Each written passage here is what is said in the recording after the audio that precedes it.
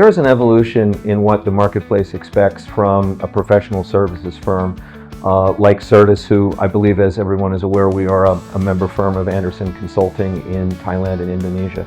The expectations are changing.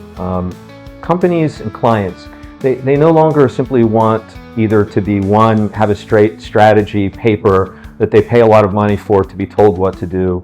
And increasingly, the complexity of AI and data means that they need something more than just, hey, here's a piece of technology that was built in the right way and to your specifications, but simply turning it over and implementing it and saying, bye-bye, here's a maintenance agreement and we'll see you. Like, this is not what clients expect, and the changes in the technology with AI and data are demanding a different approach, and we're responding to that approach. Companies need to know not just about what AI is or a particular project is going to do for them, but they want to know several things. One, how does it fit in the context of my current operations? Are my operations going to be disrupted? Am I changing a little bit or am I changing a lot? Is this going to make, what are the impacts across my organization of making this change? They need a company like Sertis that has a breadth of experience in these deployments to understand how to answer that question. Now, it's very easy to have tunnel vision when I'm looking at just a project, just the KPI that particular project addresses or is supposed to move. And even if I'm good at the ROI calculation, I may miss several things. How the implementation is done in the context of the broader organization, how it affects the people who are operating the system, how it affects the current process that people are involved with. This is really important. It's fundamentally a change management exercise. So we have two strategic imperatives for the remainder of 2025 and into 2026. The first is quite simply to grow the business. We plan to do that in three ways. The first is to expand markets internationally.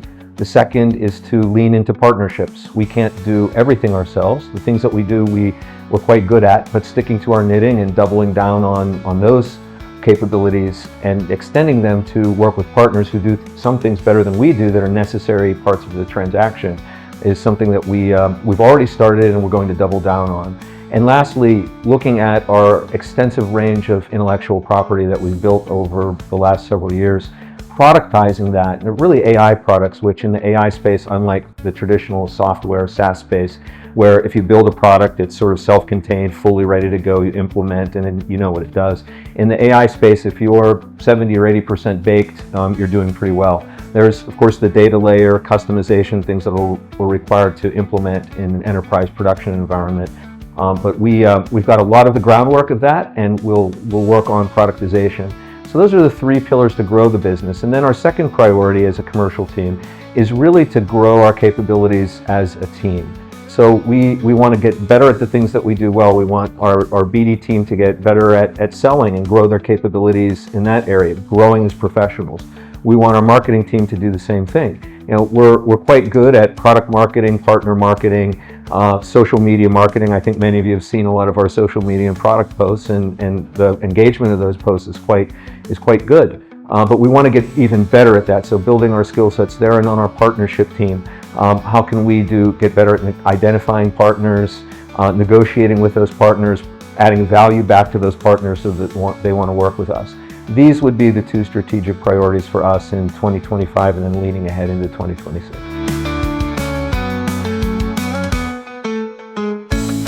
And one of the things that Sertis adds a lot of value to our clients in is explaining not only how the technology works in a way that both the IT and technical teams and business teams can equally understand, but explaining exactly why that approach versus perhaps other options. There's 9 ways to skin a cat, as they say, and the same is true in technology. But why the approach that we would advocate works from a technology perspective. That is also an extremely important value add in the AI and data space. Being a good chief commercial officer in the AI and data space is a bit is different than the traditional view of what a good CCO would be.